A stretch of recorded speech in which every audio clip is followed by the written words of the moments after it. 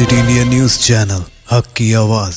Paradise function palace paradise function palace महबूब नगर ఈ ఉమ్మడి మహబూబ్ నగర్ జిల్లాలో జరుగుతున్నటువంటి ఎమ్మెల్సీ ఎన్నికలకు సంబంధించి బీఆర్ఎస్ పార్టీ నాయకులు ముఖ్యంగా మొన్నటిదాకా యువరాజుగా చలామణైనటువంటి మాజీ మంత్రివర్యులు కేటీఆర్ గారు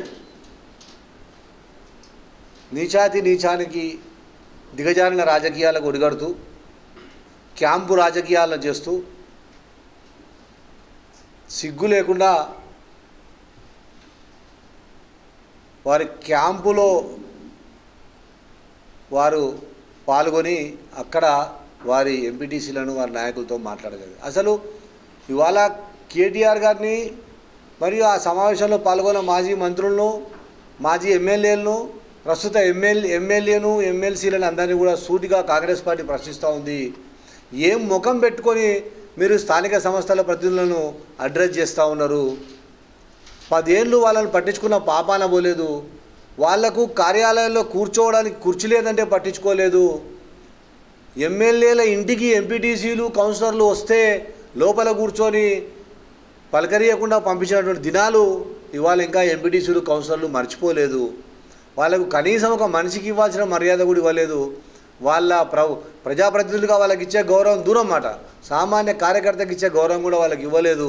వాళ్ళకు సముచిత స్థానం ఇవ్వలేదు, మర్యాద ఇవ్వలేదు, వాళ్ళతో కలిసి మాట్లాడలేదు, వాళ్ళ ఎతి బాధలు కనుక్కోలేదు 10 ఏళ్ళు. మరి ఇప్పుడు ఏం ముఖం పెట్టుకొని వాళ్ళను అక్కడ పోయి కూర్చొని వాళ్ళతో మాట్లాడి వాళ్ళని ఓటు అడిగే ప్రయత్నం చేస్తూ ఉన్నారు. వాళ్ళకి ఆ ప్రయత్నం చేయడానికి ఇవాళ కేటీఆర్ దగ్గర నుంచి మాజీ శాసనసభ్యులు, మాజీ మంత్రులు, ప్రస్తుత 2 ఎమ్మెల్యేలు, 1 ఎమ్మెల్సీ కూడా పోయినారు. వీళ్ళందరికీ కూడా ఏం ముఖం పెట్టుకొని ఓట్లు అడుగుతూ ఉన్నారు? అసలు మీరు అక్కడ పోయి ఓటాడడానికి మీకు సిగ్గు శరం ఏమైనా ఉందా అని ఇవాళ కాంగ్రెస్ పార్టీ ప్రజాప్రతినిధుల తరఫున, స్థానిక సంస్థల ప్రతినిధుల తరఫున ప్రశ్నిస్తూ ఉంది. బిల్లులు రాక, చేసిన పనులకు బిల్లులు రాక ఆత్మహత్య చేసుకున్న సంఘటనలు ఇంకా మర్చిపోలేదు. ఇవాళ ఉమ్మడి మహబూబ్ నగర్ జిల్లా ఒక సర్పంచులు కావచ్చు, ఎంపీటీసీలు కావచ్చు, ఎంతోమంది ఆ రకమైనటువంటి ముగింపు జరిగింది వాళ్ళ జీవితాలకు. భార్యల పుస్తెలను అమ్ముకున్నటువంటి నాయకులు ఉన్నారు, ఇంట్లో ఉన్న బంగారాన్ని కుదబెట్టినటువంటి నాయకులు ఉన్నారు. వాళ్లకు బిల్లులు రాక ఆర్థికంగా అస్తవ్యస్తమై పిల్లల చదువులను అర్ధాంతరంగా ఆపేసినటువంటి ప్రజాప్రతినిధులు ఉన్నారు ఈ జిల్లాలో. ఇంత దౌర్భాగ్యమైన పరిస్థితికి మరి కేటీఆర్ గారు మరి బీఆర్ఎస్ ప్రభుత్వం కాదా అని ప్రశ్నిస్తాం. మరి అన్నీ మర్చిపోయి ఇవాళ మీరు ఏం ముఖం పెట్టుకొని వాళ్ళతో మాట్లాడుతున్నారు, వాళ్ళని ఓట్లు అడుగుతున్నారు స్థానిక ప్రజాప్రతినిధులు అని చెప్పి వాళ్ళ కాంగ్రెస్ పార్టీ వాళ్ళ తరఫున ప్రశ్నిస్తూ ఉంది. ఇవాళ గ్రామ పంచాయత్ కార్యాలయంలో కానీ, ఎంపీపీ కార్యాలయంలో కానీ అక్కడ పనిచేసే క్లాస్ 4 ఎంప్లాయీ ఒక అటెండర్ కూడా కూర్చోవడానికి డోర్ పక్కల ఒక చైరు, ఒక స్టూలో ఉంటుంది. కానీ ఇవాళ ఎంపీటీసీలకు ఎక్కడ కూడా స్థానం లేదు. ఇది నిజంగా ప్రజాస్వామ్యంలో స్థానిక సంస్థల గౌరవానికి అగౌరవం కాదా అని ప్రశ్నిస్తూ ఉంది వాళ్ళ కాంగ్రెస్ పార్టీ.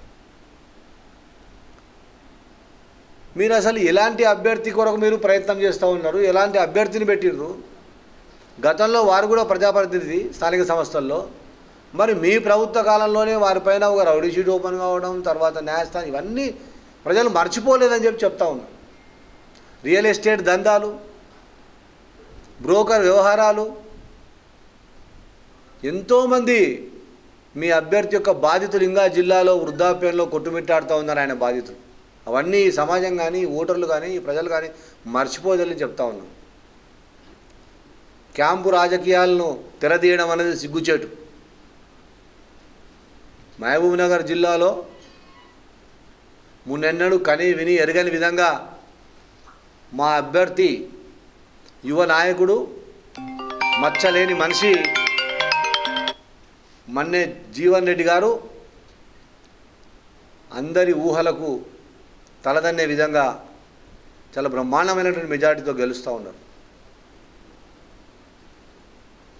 నిన్నటి గోవా సమావేశం విన్న తర్వాత నాకే బాధ అనిపించి అసలు ఏం ముఖం పెట్టుకొని వీళ్ళు సిగ్గు లేకుండా పోయి అక్కడ మాట్లాడుతూ ఉన్నారని చెప్పి ఇవాళ ఈ ప్రెస్ మీట్కు మేము తయారైనాం.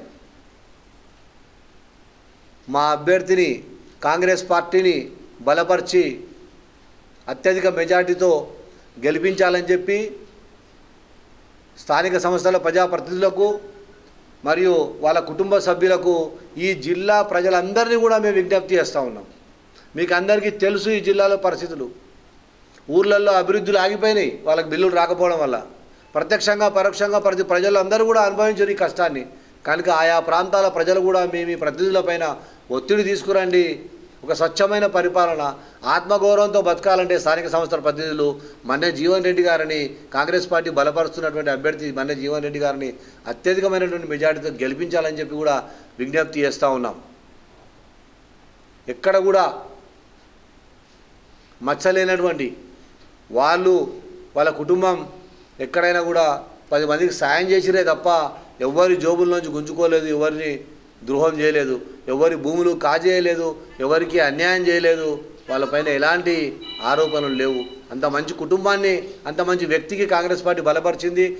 ఈ ప్రాంతం వ్యక్తి మనందరి ముద్దుబిడ్డ రేవంత్ రెడ్డి గారి నాయకత్వంలో జరుగుతున్నటువంటి ఈ ఎన్నిక, రేవంత్ రెడ్డి గారికి కూడా మనం ఈ ఎన్నికల్లో మనం జీవన్ రెడ్డి గారిని గెలిపించి రేవంత్ అన్నకు బహుమతిగా ఇవ్వాలని చెప్పి కూడా ఈ సందర్భంగా ఈ జిల్లా ప్రజలను, స్థానిక సంస్థ ప్రతినిధులందరినీ కూడా గౌరవిస్తా ఉన్నాం. ఎక్కడిదక్కడ ఈ జిల్లాలో బీఆర్ఎస్లో ఉన్నటువంటి కౌన్సిలర్లు, బీఆర్ఎస్లో ఉన్నటువంటి వాళ్ళందరూ కూడా అరే ఇది కాదు, ఇదే సరైన సమయం, మా గౌరవం దక్కాలంటే మేము ఆత్మాభిమానంతో బతకాలని చెప్పి కాంగ్రెస్ పంచాన చేరుతూ ఉన్నారు.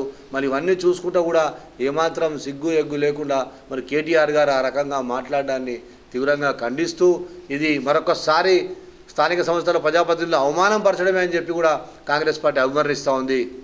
మరొకసారి ఈ ఎన్నికల్లో ఓటర్లుగా ఉన్నటువంటి ఎంపీటీసీలను, గౌరవ ఎంపీటీసీలను, గౌరవ జెడ్పీటీసీలను, గౌరవ కౌన్సిలర్లను, గౌరవ మున్సిపల్ చైర్మన్లను, గౌరవ శాసనసభ్యులను, ఎక్సెప్షన్ మెంబర్లు అందరినీ కూడా కాంగ్రెస్ పార్టీ తరఫున చేతులెత్తి నమస్కరిస్తూ ఉన్నాం. పార్టీలకు అతీతంగా స్థానిక సంస్థల యొక్క ఆత్మాభిమానం కొరకు, ఆత్మగౌరవంతో మనం బతకడం కొరకు, మన ప్రాంతాన్ని మనం అభివృద్ధి చేయడం కొరకు, రాజకీయాలకు అతీతంగా, పార్టీలకు అతీతంగా మన ప్రాంతాన్ని మనం అభివృద్ధి చేసుకోవాలి. మనం ఆత్మగౌరవంతో బతకాలంటే ఖచ్చితంగా మనం అందరం కూడా జీవన్ రెడ్డి గారికి అత్యధిక మెజార్టీ ఇచ్చి గెలిపించి ఈ ప్రాంత బిడ్డ అయినటువంటి ముఖ్యమంత్రి రేవంత్ రెడ్డి, గౌరవ ముఖ్యమంత్రి రేవంత్ రెడ్డి గారికి కూడా మనం ఈ బహుమతి ఇవ్వాలని చెప్పి కూడా కాంగ్రెస్ పార్టీ తరఫున రాష్ట్ర ప్రధాన కార్యదర్శి హోదాలో మీ అందరికీ కూడా సవినయంగా విజ్ఞప్తి చేస్తూ ఉన్నాను.